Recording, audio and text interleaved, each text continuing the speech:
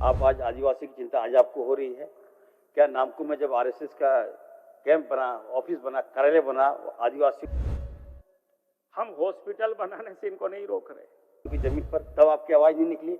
जामताड़ा में महोदय, आदिवासी की जमीन पर महोदय, आज वो ये बार बार वही बात बोलते हैं, इसलिए लगता है पता नहीं। विधवा लेडी रो रो के तड़प रही है कि उसकी जमीन को जबरन बंदूक की नोक पर ये भाजपा की सरकार में उसको बेदखल करके वह कार्यालय बना लिया। कहां से पढ़ करके आई, क्या इनको प्रॉब्लम है, और खास करके यहाँ के आदिवासियों के ऊपर। जब आप कहाँ थे उस समय? आज आप नगरी अगर मैं रिम्स 2 बना रहा हूँ महोदय, राज्य के हित में क्या दिक्कत है हमको समझ में नहीं आता है। हमने कहा कि 20 किलोमीटर हट के चले जाइए ना, बंजर भूमि है, नहीं मिलेगा तो हम आपको खोज के देंगे, चिंता मत करिए। मैं अगर कर रहा हूँ कोई, मैं वहाँ 5 स्टार होटल या आरएसएस का कैंप नहीं बना रहा हूँ मैं वहाँ, तो इस पे आप बता रहे हैं। ये मैं आज आप सबसे कहने के लिए खड़ा हुआ। अध्यक्ष महोदय, ऐसे कई कोल के क्षेत्र में क्या स्थिति है, कई कोयला की क्षेत्र है, बोकारो वगैरह में मैं देख रहा हूं लोग आकर के मिलते हैं। माननीय मंत्री जी, नेता प्रतिपक्ष बोल रहा है, सुनिए उसके बाद क्या सूचना है आपका? 1 मिनट को चलिए बोलने दीजिए, क्या दिक्कत है? हमारा गड़बड़ नहीं होना चाहिए। बाबूलाल मरांडी जी जो बातें कर रहे थे सर, मैं उनसे पूछना चाहता हूँ, आप आज आदिवासी की चिंता आज आपको हो रही है क्या? नामकुम में जब आरएसएस का कैंप बना, ऑफिस बना, कार्यालय बना, आदिवासियों की जमीन पर, तब आपकी आवाज नहीं निकली। जामताड़ा में महोदय, आदिवासी की जमीन पर महोदय, आज वो विधवा लेडी रो रो के तड़प रही है कि उसकी जमीन को जबरन बंदूक की नोक पर ये भाजपा की सरकार में उसको बेदखल करके वह कार्यालय बना लिया। तब आप कहाँ थे उस समय? आज आप नगरी अगर मैं रिम्स 2 बना रहा हूँ महोदय, राज्य के हित में अगर कर रहा हूँ कोई, मैं वहाँ 5 स्टार होटल या आरएसएस का कैंप नहीं बना रहा हूँ मैं वहाँ, तो इस पे आप बता रहे हैं। चलिए माननीय नेता चलिए।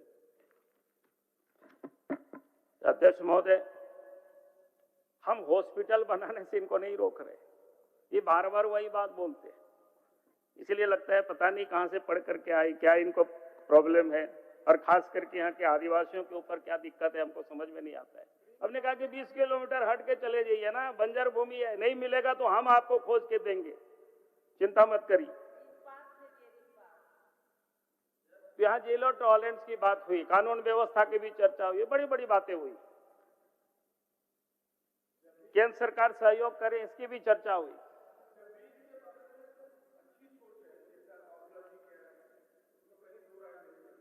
लेकिन मेरा एक विशेष आग्रह होगा कि इसकी लड़ाई लंबी इन्होंने लड़ी है, इन्होंने भी, मैं गवाह हूं कि जमीन की लड़ाई में, लेकिन बाबूलाल जी केवल एक बात प्रतिपक्ष नेता होने के नाते बताएं कि जो जमीन भूमि अधिग्रहण कानून 2013 बना, क्या वह कानून मजबूत था कि नहीं? 2015 में 1 मिनट बैठ जाते तो हमें लगता है कि आपको सहूलियत होती सुनने में। नहीं, मैं सुन रहा हूँ, चिंता मत करिए। कि अगर 2015 में मोदी जी ने इस कानून को हल्का किया कि नहीं, कहा कि भाई पहले था कि 80% सहमति चाहिए, अब 80% के बैंड को उन्होंने हटाया कि नहीं? इस कानून को पतला करने वाला, अडानी के पक्ष में खड़ा होने वाला, क्या उस समय आपकी नींद नहीं खुली? जबकि आज अडानी खुलेआम हमारी जमीन को ले रहा है। ये केवल घड़ियाली आंसू बहाने से भारतीय जनता पार्टी का केवल कुछ चीजों से नहीं होगा। कानून कमजोर करने वाली, जमीन लूटने वाली, भूमि अधिग्रहण कानून को विपरीत चलने वाली भारतीय जनता पार्टी है। ये प्रधानमंत्री है, ये भारत सरकार ने कानून बनाया, राज्य ने कोई कानून उसमें नहीं बनाया। राज्य को तो उसी कानून का अनुपालन करना है। चलिए अध्यक्ष महोदय, माननीय सदस्यगण, ये बात अपनी जगह पर बोल रहे हैं। 1 सेकंड। माननीय सदस्यगण, सभा की सहमति हो तो सदन की कार्यवाही सभा समाप्ति तक समय बढ़ाई जाए। अध्यक्ष महोदय, मैं विधायक जी बहुत तो हमें याद करा रहे थे, ऐसा नहीं मुझे याद नहीं, लेकिन यहाँ आपकी सरकार है, जमीन किसका? स्टेट गवर्नमेंट का। स्टेट गवर्नमेंट एक्वायर करके देती है अध्यक्ष महोदय, और इसीलिए ये जो इधर उधर से बात कर रहे हैं, हाँ, जमीन अगर स्टेट का सब्जेक्ट नहीं होता तब मैं कहता लागू आपको करना है। 6 साल से तो आपकी सरकार है, लेकिन आप 6 साल में क्या किए वो तो आप बता दीजिए। मैं कह रहा हूं कि अध्यक्ष महोदय, किस प्रकार से यहां सरकार काम करती है, मैं उस कामकाज के बारे में यहां जरूर चर्चा करूंगा, और खास करके महत्वपूर्ण जो विभाग होता है पुलिस का महकमा होता है, क्योंकि कानून व्यवस्था भी, करप्शन भी सब उन्हीं से कंट्रोल होता है। अंततोगतो वहीं सारे लोग जाते हैं। लेकिन अगर आप यहां देखें अध्यक्ष महोदय, झारखंड में पुलिस को किस प्रकार से पुलिस काम कर रही है, कैसे पुलिस व्यवस्था है सरकार की, वो आपके समझ और इस सदन के समझ लाना चाहता हूं, या इसके माध्यम से जनता भी जाने। आज जो डीजीपी है, इससे पहले डीजीपी थे गुप्ता जी, उनकी भी जिस प्रकार से उनकी नियुक्ति हुई, पहले तो उनको सस्पेंड किया वर्षों महीनों तक, सस्पेंशन समाप्त हो, उनको फिर नियुक्ति किया, डीजी बनाया, प्रभारी बनाया, नियम के वो भी विपरीत। और जब कुछ मामला गया 2025 में नवंबर में, फिर उनसे रिजनेशन लिया। मैं शॉर्ट कर रहा हूं, मैं आगे नहीं उस पर बहुत चर्चा नहीं कर रहा हूं, लेकिन समझना चाहिए। उसके बाद डीजीपी यहां तदासा मिश्रा को बनाए, प्रभारी डीजी बनाए। डीजी के वो पैनल में भी नहीं थे, लायक में भी नहीं थे, तो उनको बाद में प्रमोशन दिया, और वो भी मात्र 2 महीना उसका सेवा काल बचा हुआ था अध्यक्ष महोदय। और 2 महीना जब समाप्त हो रहा था 31 दिसंबर को, तो 30 तारीख को उनको 2027 तक के लिए, दिसंबर तक के लिए डीजी बना दिया। आप जरा सोचिए अध्यक्ष महोदय, सर्विस रूल का भी वो विपरीत है। ठीक है मुख्यमंत्री जी, आप जवाब देंगे, कोई दिक्कत नहीं है, सरकार को तो जवाब देना है, दे लेंगे। अध्यक्ष महोदय, माननीय हमारे विपक्ष के नेता जो कह रहे हैं डीजीपी की नियुक्ति के संदर्भ में, मैं इनको संज्ञान में देना चाहता हूं कि ये मैटर अभी सुप्रीम कोर्ट में सब जुडिस है।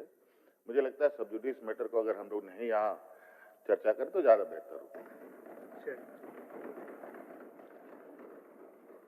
नहीं, मैं कहूंगा कि सुप्रीम कोर्ट का जहां तक मैं जान रहा हूं, सुप्रीम कोर्ट ने वर्डिक्ट दे चुका है 1 महीना के अंदर में राज्य को पैनल भेजना है, यूपीएससी को, संघ लोक सेवा आयोग को।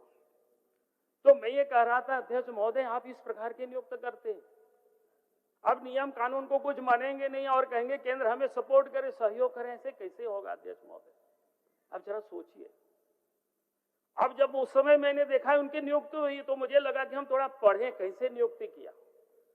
तो नियुक्ति का जो नियमावली जो बनाया, उसमें से जो एक नया सर्कुलर बनाया, उसको बड़ी मुश्किल से मैंने खोज खबर किया। रामेश्वर जी तो पुलिस ऑफिसर रही है, तो उसमें से क्या लिखा हुआ है?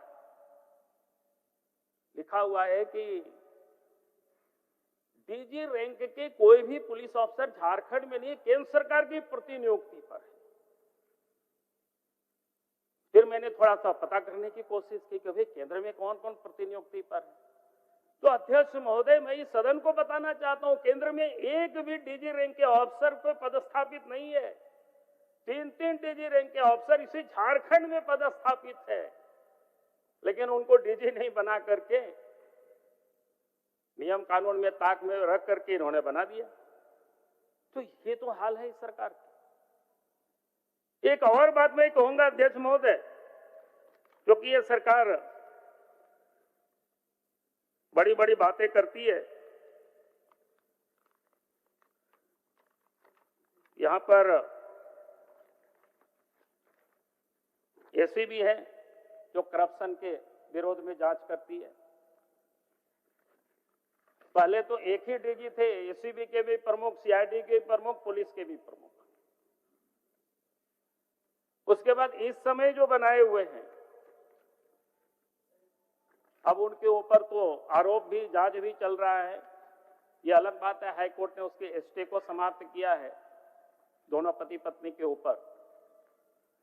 लेकिन इस समय जो मैं ये कहना चाह रहा हूं कि दारू का क्या मामला, अध्यक्ष महोदय 2022 में हमने मुख्यमंत्री को पत्र लिखा था कि शराब में बड़ा यहां घोटाला हो रहा है, गड़बड़ होने वाला है। 2022 से लेकर के आज तक कोई कार्रवाई उस समय नहीं किया, कभी उसका नॉलेजमेंट तक नहीं दिया क्या हो रहा है। चलो भाई, मुझे कुछ भी नहीं दिया, कोई बात नहीं है।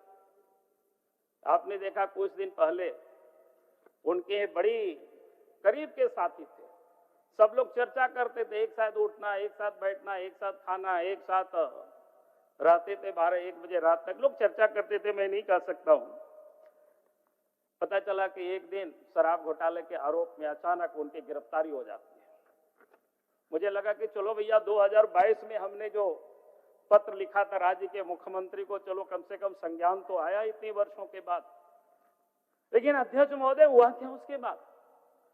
और एक नहीं, करीब करीब उस शराब घोटालों में 28 लोगों का करीब नाम है।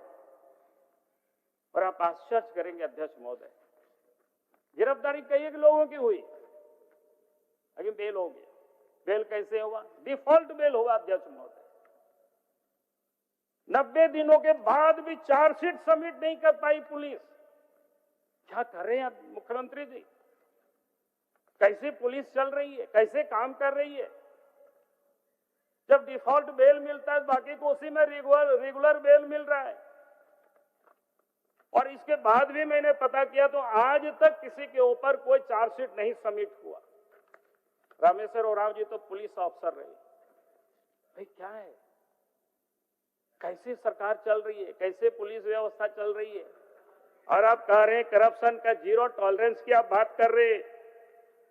कैसे आपसे जनता विश्वास करेगी अध्यक्ष महोदय? मैं आगे ये कह रहा था कि करप्शन को या राज्य में जो जो गड़बड़ियां होती है उसको कैसे रोका जाए, उसके लिए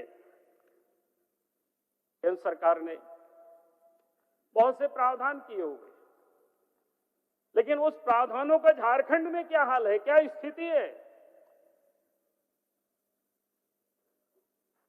अब सूचना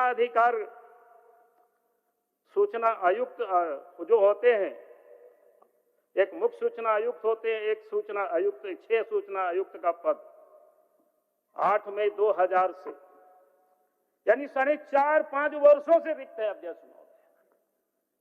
सरकारी सरकार काम कर रही है।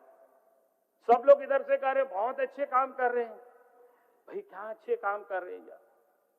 थोड़ा बता देते हूं सर विस्तृत रूप से। संवैधानिक संस्थान है,